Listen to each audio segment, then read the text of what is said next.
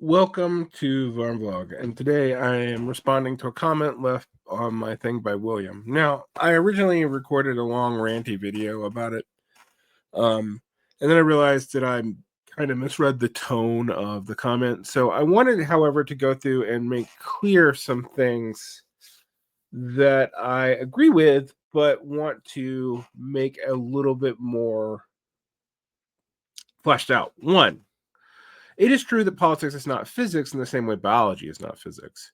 Physics is considered, the base of science and where you have so many advances, at least in the first half of the 20th century, because it is supposedly the simplest science. Now, if you know anything about the complications of like quantum physics, that's physics at the level beneath the atom, uh, calling it the most basic science or the most simple science is a little bit confusing. But it is really dealing with movement and form and the way matter emerges out of movement and form in a kind of abstract way. And I know that sounds very philosophical, but if you think about what energy is and what matter is as related to energy, you start seeing that that's really what physics deals with. So it is the most basic science. It deals with the simplest components of the material world. Politics can't be that. We talk about overdetermination, and I hear overdetermination used even by academics who come out of like a Lacanian or Althusserian field, used in a way that's different. Overdetermination means to them it's definitely going to happen. um, that's not the way Althusser used it, and that's not the way it was used actually in normal science either. Overdetermination means you can't determine, you cannot reduce down to a single causal determination. Right? And that has a little bit more technical of a meaning in Althusserian structuralism, but even in that usage, it's got a relationship to that basic meaning. Overdetermination, we can't figure out what the singular determinate cause is. And even if there is one, because there's multiple causal systems going on. So I've always complained that Marxists view, but a lot of Marxists, not all Marxists, but a lot of Marxists view systems in simple 19th century Newtonian dynamics.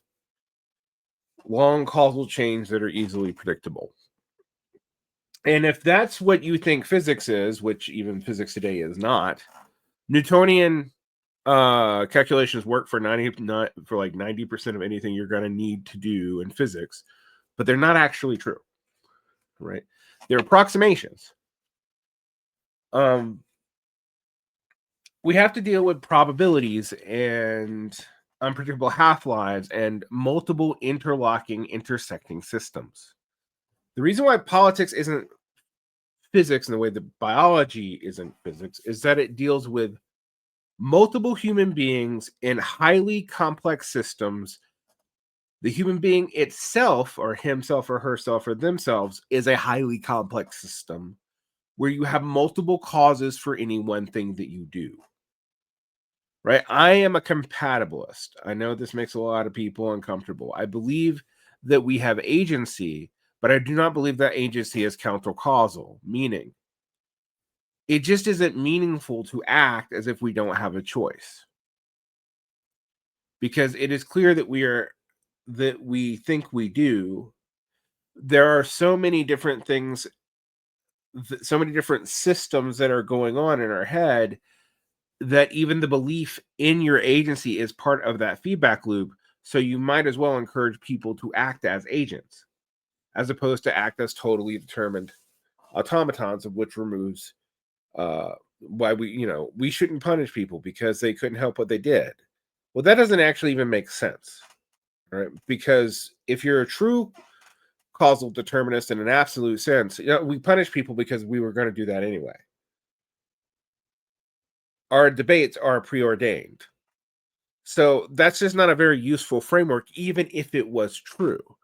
But countercausal assertions about people also seem to be not to be a useful framework. People just can't choose to believe whatever they want to and make it work. This was my problem with David Graeber's The Dawn of Everything. It's not that we can't think of new ways to be, but you have to incentivize and reinforce and build systems. It's not just or primarily about belief or even collective belief, and it's not primarily about perception.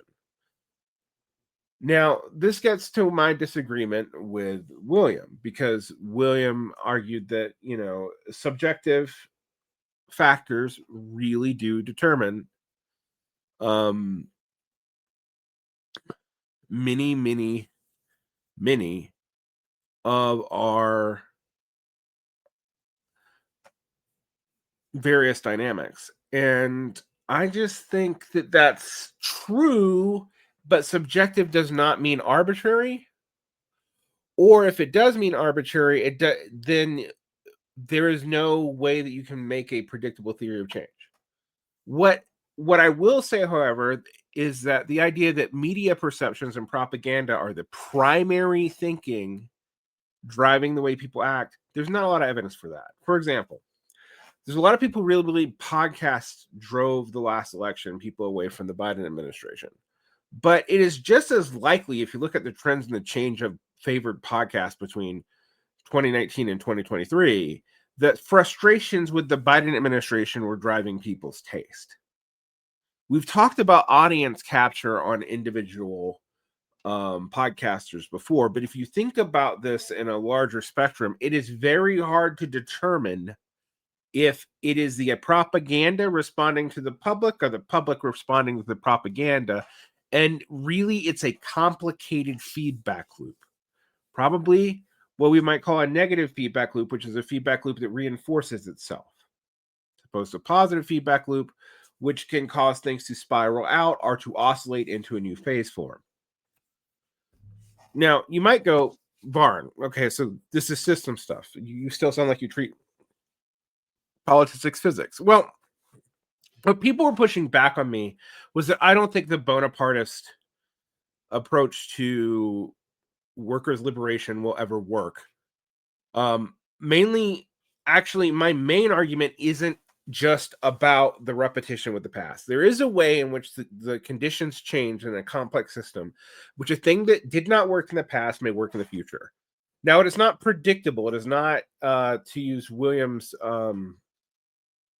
analogy in his comment, he compared it to a hammer hitting on a rock and chipping away at the rock until it breaks.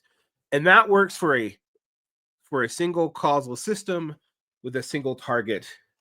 No political system is a single causal system with a single target.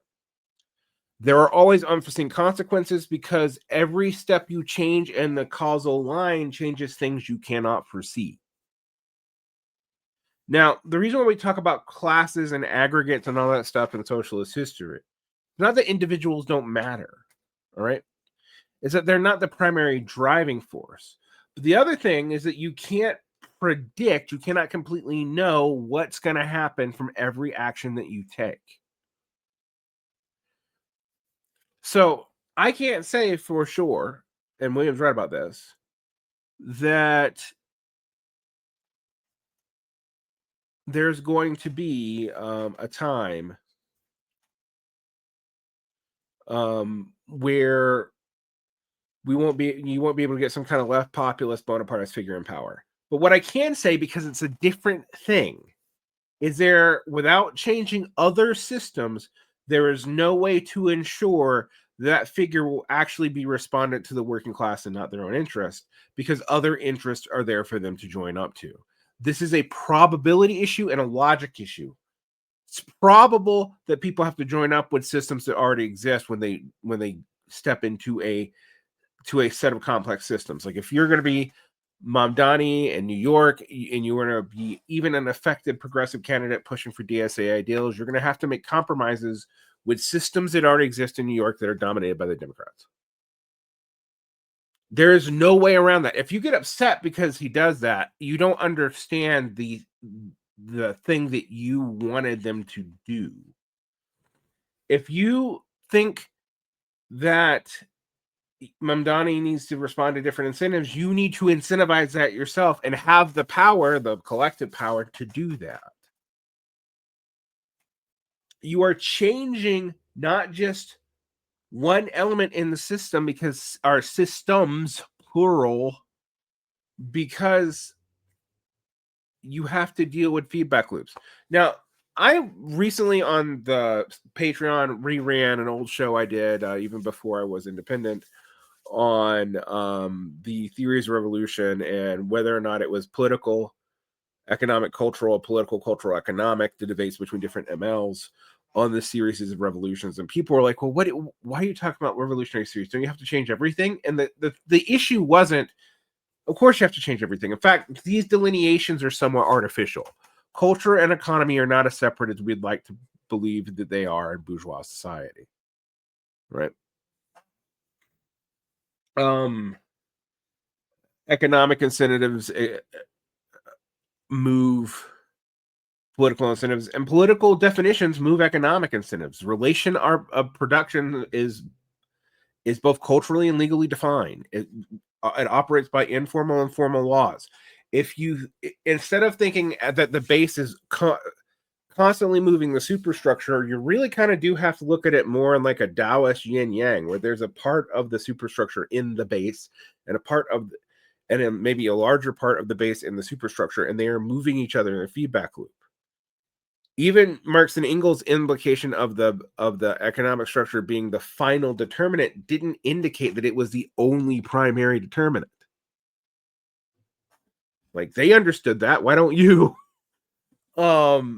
So I agree with William that politics is in physics because the level of complexity is infinitely higher. After all, how many atoms or quarks are you made of? Now, multiply that by what it takes to run a city, right?